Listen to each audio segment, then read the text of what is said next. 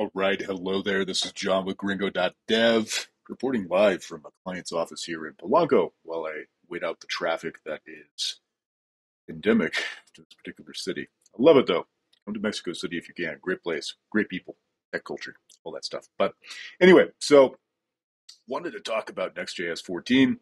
For people who have followed the channel for a minute, the fact that I am not super fond of the Node.js ecosystem is well known, I think, among my 80 subscribers. But speaking of, subscribe, like, leave a comment, all of that stuff. I make these videos mostly to educate, I hope, entertain, maybe, but also probably more than anything for my own enjoyment. And I get a lot of enjoyment from growing the channel and knowing that I'm helping people. So please do all of those things. In any case, Next.js 14, Node.js. Not a huge fan of the Node ecosystem. In fact, I think my second most popular video ever was about specifically why I don't use Node.js. So I'm going to drop that somehow in this video so you guys can find it. Give it a watch, all of that. I have a rather long rant there. But in any case, I wanted to flip over to the Hacker News thread about the release because, I don't know, I'll admit I'm something of a drama king sometimes, and I enjoy a good roast. What can I say? So, yeah, let's take a look here. If you're not aware, so Next did a release today, went from 13 to 14.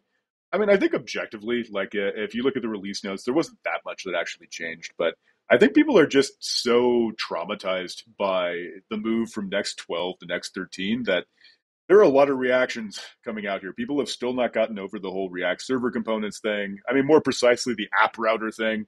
If you're not aware, like they went from a product that people really did like. Even I like actually used to use Next.js for my front end anytime I needed SSR, and the Pages router worked fine. I'm not a huge fan of file-based routing, all that stuff, but it worked. It was good in its niche. It was a pretty good product. Then they moved to this sort of like very, from my perspective, it was a very prescriptive. I think that's a good word. Prescriptive system involving React server components. And I think the mistake that they made fundamentally is that instead of RSC being the kind of thing that was just an implementation detail that you didn't have to worry about, it became a front and center part of their marketing and also the implementation. And so this suddenly became a thing that just thrust itself into your consciousness. And maybe that's because the defaults were not the best. I mean, I still think that if they wanted to minimize churn, using a default server component instead of a default client component would have been relatively minimal. And of course, the communication could have been better, all of that stuff. I mean, I won't necessarily rehash all of that, but it's just to say that it's been a rough ride for a lot of people who needed to do that migration path. And yes, Vercel has been saying for a while that the Pages router will be maintained, but just look through these comments on this story, and it's pretty clear that this is how you do not manage a community. I mean, this is the most recent comment that came in, but I mean, I think it's actually pretty well stated. My ongoing concern with Next is the Vercel team's unresponsiveness to page-breaking bugs coming off of features marked stable and in the docs. And I think this actually gets to the heart of the video that I was making about Node.js. I mean, I think the Achilles heel of the entire ecosystem is the focus on new shiny things as opposed to stability. And the truth of the matter is, most of the time, you're solving business problems rather than technology problems. Or better way to put that would be you are using possibly some shiny new technology, but to solve a business problem. And so a good example, right? If you happen to be operating in the ML AI space right now, I would expect you to be using some new shiny toys related to ML and AI, right? This gets back to the whole concept of the innovation token. So I have a fixed budget of cool things, and you can think of them like tokens. Maybe I have 3 of them, and I can take bets on, okay, if I have to choose between Google's Vertex AI, OpenAI embeddings, and I don't know, some other random vendor at a left field, which one do I want to bet the farm on, or do I want to do my own, right? Like that would be an example of an innovation token that you can spend. If you are not directly in the business of somehow doing dev tools or doing something where you're on the bleeding edge of technology, usually gambling on new tech is a bad gamble.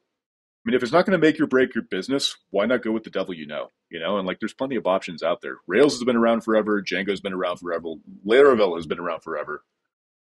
And there's more, right? Like, and I think governance matters too, right? Like that's the other ingredient here is the way a project is governed is a critical question to consider. And so, I'll give credit to the Vercel team for open sourcing a lot of what they do. But if you read through these comments, part of what people are angry about is the fact that the migration path off the first party offering, Vercel's hosting, is not that straightforward, and you do lose some capabilities in the process. So keep that in mind. Just because something is open source could also mean that it's open source, right? Or if they're being a teensy bit more honest, sometimes you'll hear people call their projects open core. At least setting some expectation that the offering you get when you try to self-host it may not be exactly identical to the thing that they're offering you as a service, right? And actually, to be fair, I don't think Vercel is the worst offender in this. I mean, I've evaluated a bunch of auth vendors where they market themselves as open source, but it turns out that like 15 out of 24 checkboxes in their enterprise checklist are only available through the hosted offering. I think that was Super Tokens. But anyway, I mean, like, you just got to be a smart consumer. Like, sadly, open source has become a marketing term now. And if you don't look at that stuff critically, you can easily end up in a situation where you bet your company on a project that doesn't end up being as free as you think it is. That's a big problem, right? So go with the devil you know. That's my advice in all senses, right? If you know a technology in and out, it's better for implementation, and there's going to be fewer surprises like this. And so in technology, I think we're always conditioned to think that new is good. New is not always good. Sometimes tried and true is better. And if I were you, I would evaluate all of this through the lens like maybe React server components do solve a problem that's very pressing for your business. I'm struggling a little bit to think about what that is, but I guess it's possible. I mean, if that's the case, then by all means use it, right? But like, if it is not something that is solving a real problem for you, think of it like an innovation token that you are spending. And I would just encourage you to consider it carefully and whether a more stable option, perhaps with a longer track record, might suit you better. So anyway, that's my rant thought for the day, really more the evening, since I'm waiting out the traffic, like I mentioned. And please do leave a like, subscribe, comment, all of those things. The channel is starting to cook with gas, and I would like to keep that up. So anyway, hope you all are doing well. I'm going to start recording a little bit more. Just been busy this week as I do some customer development on a new project of my own, but I will probably have more details about that shortly. Hope you all are well. Talk soon.